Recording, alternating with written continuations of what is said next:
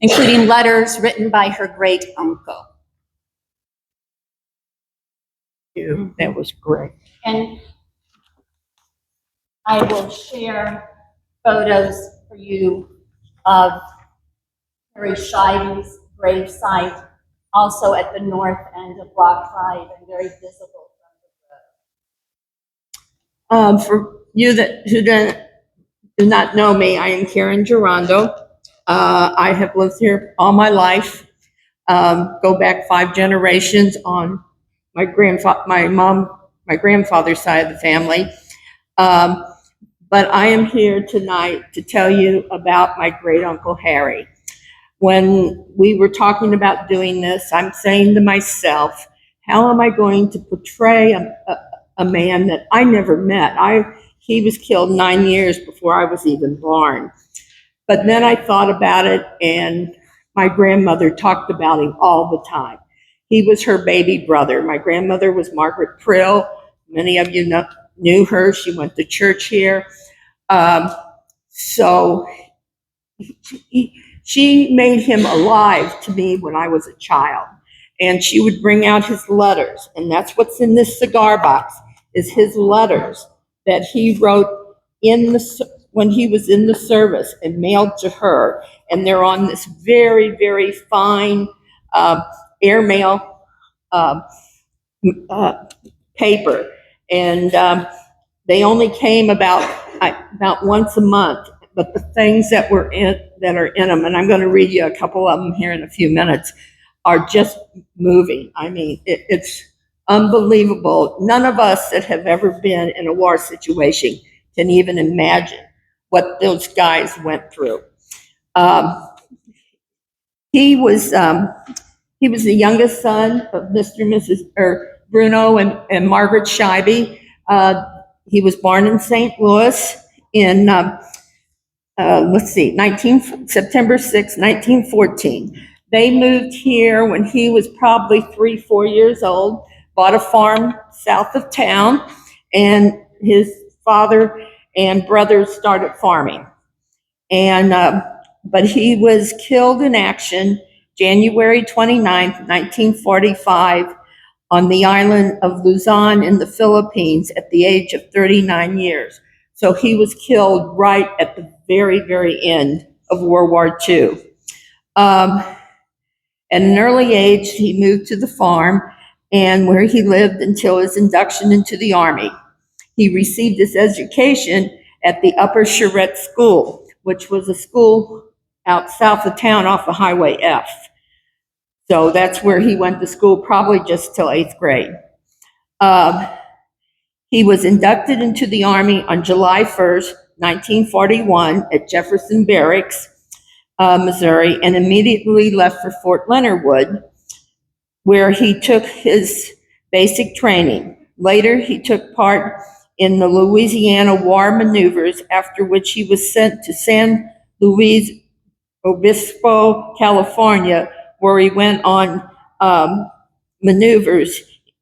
In July 1943, he embarked to Hawaii, where he was trained in jungle fighting.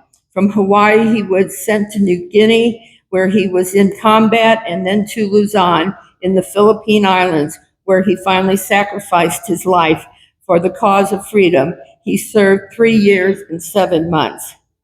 He received the Purple Heart, the Bronze Star Medal, the Asiatic Pacific Theater Ribbon with 2 bronze stars, 1 bronze arrowhead, Filipino Liberation with 1 bronze star, Victory Medal, American Defense Ribbon, American Theater Ribbon, Good Conduct Medal, and Combat Infantry Badge.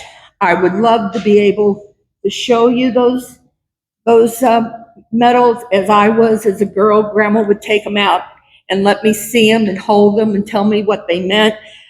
But we had a lady come into the house to help Grandma when she, in her later years, if many of you don't know, she lived to be 98. And nobody thought about it. And when they one day went to look for stuff, all the medals and the uniforms were gone. one of the people that had come in to help her took them. So I am in the process, along with my cousin Harry, of trying to get copies of the medals and that. So we're working on that now. Um, so that is and he also, when he was brought back here, it took over 6 months to have his body come back. He's buried here in the cemetery, and the service was held here in the church by Reverend Catterjohn. So, just like the other gentleman. What I like to do now, though, is read you a couple of his letters to my grandmother. He wrote to her religiously, and they are just, I don't know, I hope I get through them okay, some of them. So it says, "Dearest sis, hello sis, God, it is even raining here. Well, I'll tell you, dry clothes is just something to dream about. I have to laugh when I think of the times when I was home and got a little wet. I would put on dry clothes right away. This is the way we do it here. We go to the creek, take our clothes off, wash them, and put them right back on again. Wet clothes don't feel so good, but after 3 months of it, a guy gets used to it." Come on. I don't want to use the exact letters, so I've got copies of what it said. I love getting your letters and am always glad to hear from you. I had a letter from Albert. Albert is my uncle the other day. He is still going to school and likes it fine. I am glad of that. Also had a letter from Betty, who was my aunt. It was sweet of her to write. I also had a letter from C. Huddleston. He is getting along all right, but will be in the hospital a long time yet. A lot of my pals are in the hospital from this company. I've been lucky so far. Don't know how long my luck will last. If you don't hear from me for a while, don't worry, because I can't always write when I want to. Your loving brother, Harry. Tell everybody hello. So here they are. They don't have dry clothes. They have to wash them and put them right back on. This one, hello, dear sis. This is July 8th. Hello, pal. I received your letter and was glad to hear from you. Well, as it's not been so nice here, we had a bloody battle and was fighting in mud and water up to our necks. We killed a lot of Japs and also lost a lot of our men. I am now back in camp for a rest. I was on the front lines for 5 days and nights, so I was a little bit tired. I got my hands on some Dutch money, so I am sending you a gulden. It is worth 53 cents. Thought you would like to see what it looks like. I have a Jap flag and a lot of other things I will send home as soon as I can. Sis, I don't have any more time to write, as so we'll have to close. The writing is close. Will write as often as I can.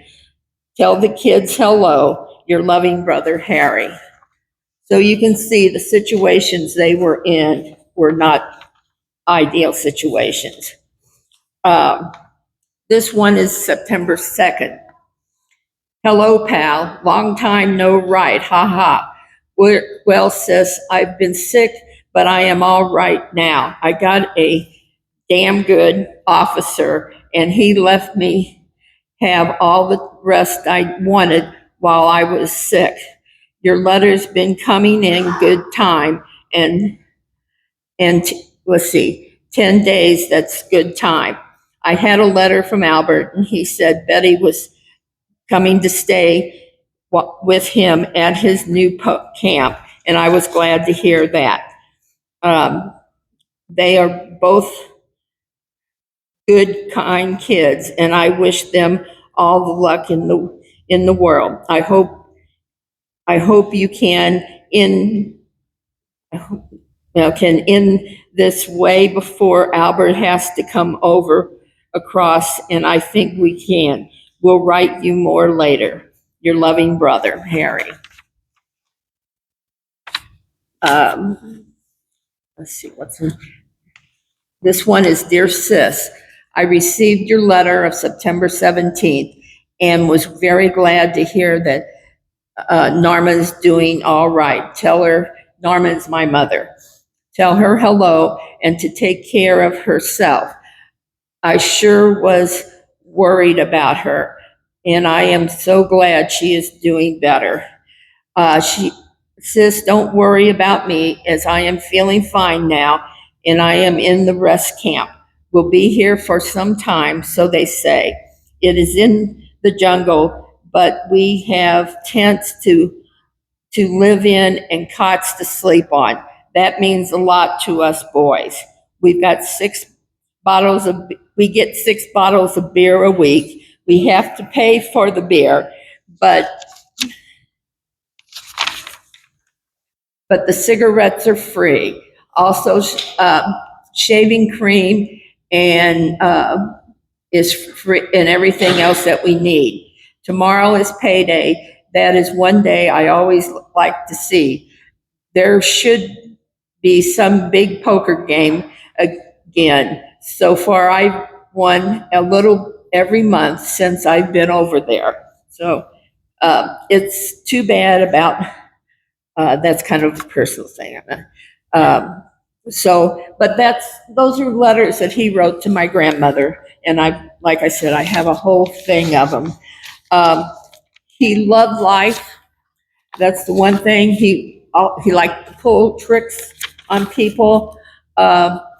He was just, from everything I was told, he was a loving, caring man, and but he gave his life for his country. That's what he was there for, and I'm glad to be able to call him my great uncle. That's it.